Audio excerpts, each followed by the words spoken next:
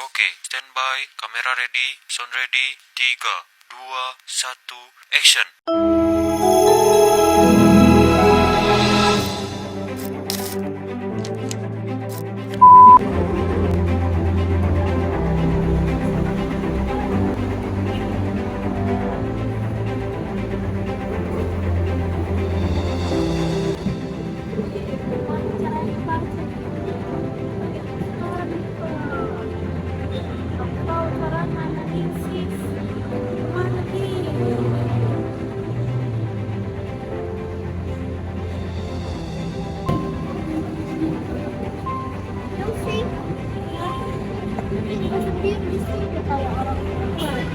Iya, dia ada tamu baru merumuskan cara bagaimana. BTW itu tuh masalahku mirip kayak masalah mau jadi pernah kita gini. Iya, tapi sekarang kan nggak bisa Pak, karena saya pakai uang kan ya maksudnya udah ada tipnya di sini sih. Oh, saya tahu dan kita kan bisa ya.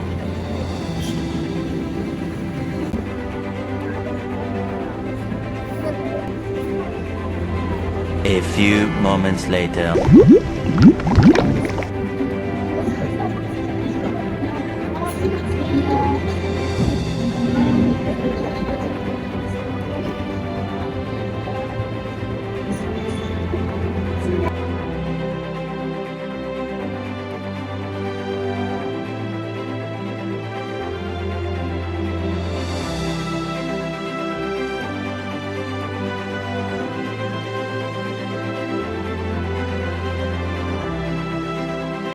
Kemarin kalian baru saja menyaksikan Delsi. Dia baru buka kafe selama 3 bulan, menyaksikan besar, tapi tidak tahu datanya harus diapakan. Ini merupakan gambaran dari 64 juta UMKM yang ada di Indonesia, yang mereka itu memiliki data transaksi, tapi tidak tahu harus diapakan. Katanya. Nah, ada dampak 3 hal nih dari Budin Harjo. Yang pertama itu stok tidak terukur. Ya, di mana itu Jelsi tidak tahu produk apa yang tidak laku besok. Akibatnya kelebihan stok dan kehabisannya. Kedua itu promosi yang gagal. Kadang untung, kadang juga rugi.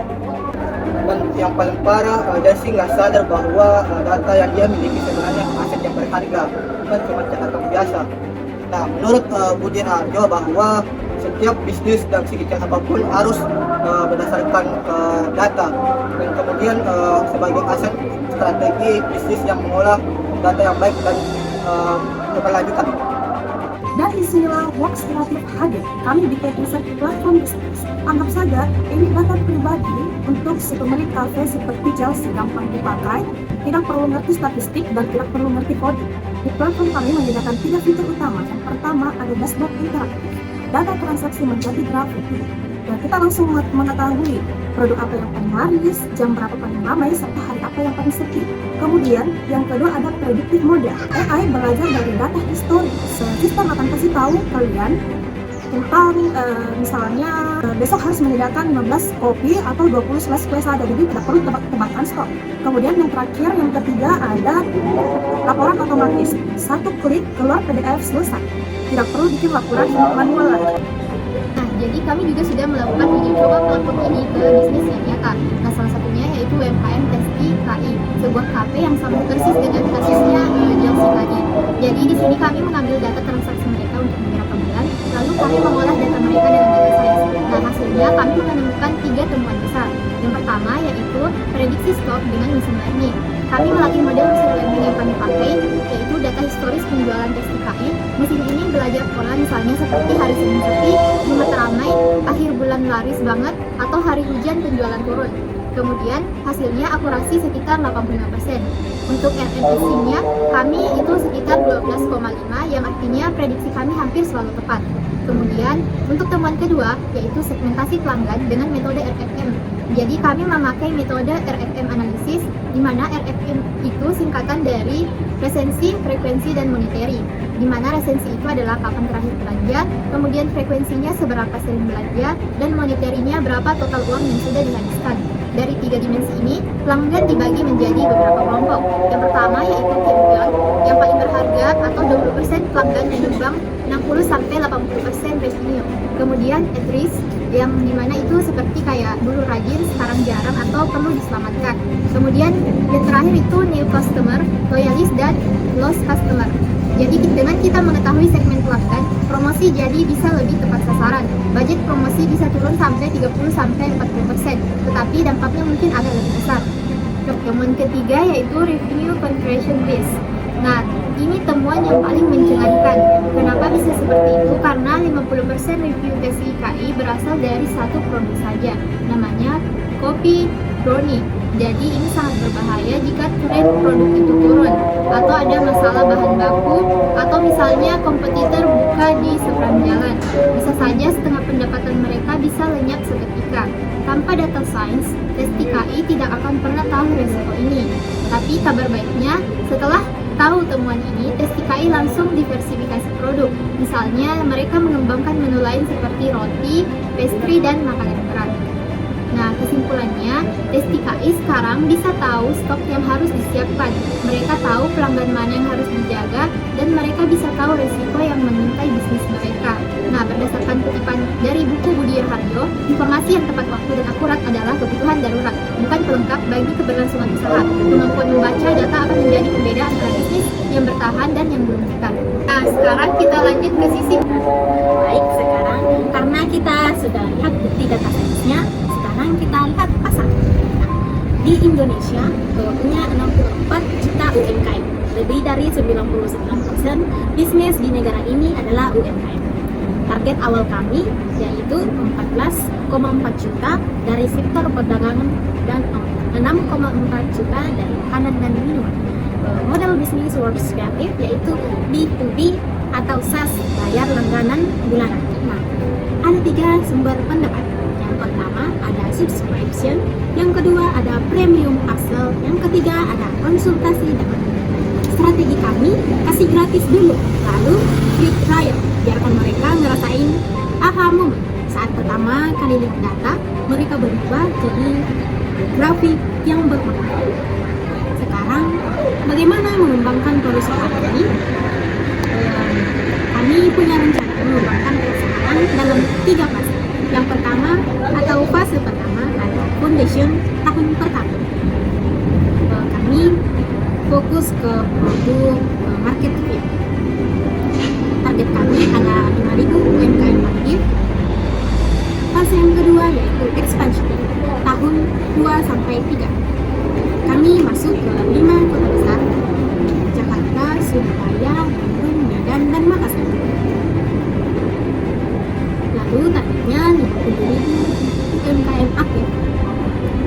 Lalu fase yang ketiga, ekosistem tahun 4-5. Kami bangun ekosistem UMKM 4. UMKM lengkap, integrasi supply chain, integrasi vintage, integrasi logistik. Target kami 500.000 UMKM. Nah, bagaimana rencana kami dalam 1 tahun ke depan? Nah, kami tidak bicara eksekusi awal, tapi kami bicara soal eksekusi. Ini roadmap 1 tahun Works Creative Agency. Kami membagi menjadi 4 bagian quarter. Nah, quarter pertama di bulan 1-3. Ini fokusnya fondasi dan brand building. Kemudian brand awareness, membangun kesadaran merek. UMKM mulai tahu bahwa data itu penting. Adapun SOP dan sistem layanan, standar operasional yang jelas supaya setiap klien mendapat pengalaman yang sama.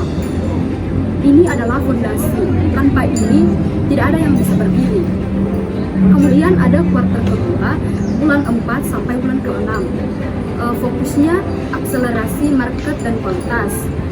Ini menjangkau di banyak klien ekspansi.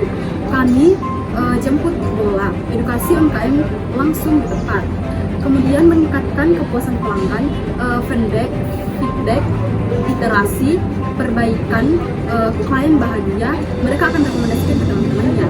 Adapun kuartal yang ketiga, itu dari bulan 7 sampai 9. Fokusnya itu inovasi produk dan data, pengembangan produk digital, fitur baru, integrasi API ke marketplace. monitoring kinerja berbasis data, kami juga pakai data untuk mengukur diri sendiri.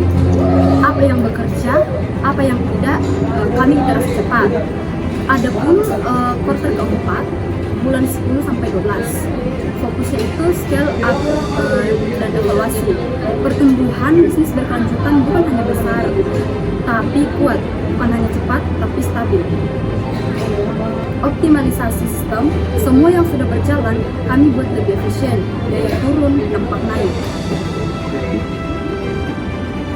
Pesan dari roadmap ini, kami tidak janji exit cepat, tapi janji eksekusi yang jelas.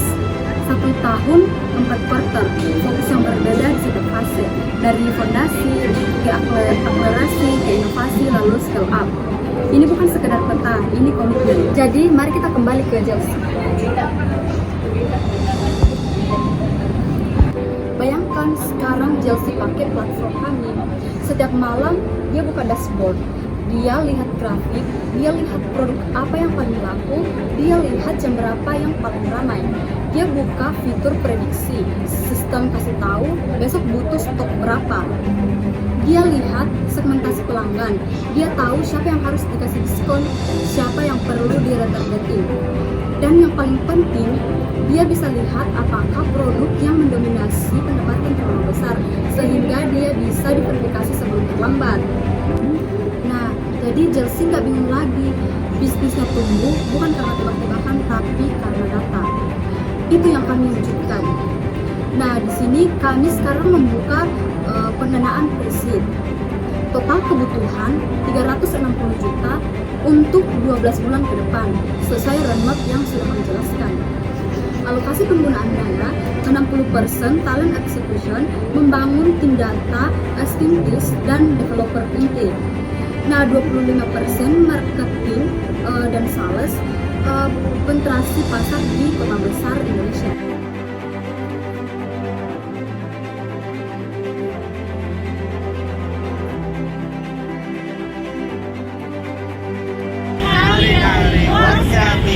Selamat datang di era bisnis berbasis data. Mari bersama membantu UMKM Indonesia tidak lagi berjalan dalam gelap. Pose with the fans. Pose with the pose with the pose with the fans. Pose with the pose with the pose with the fans. Fans. Pose with the fans. Pose with the pose with the pose with the fans. I just had to let you know you're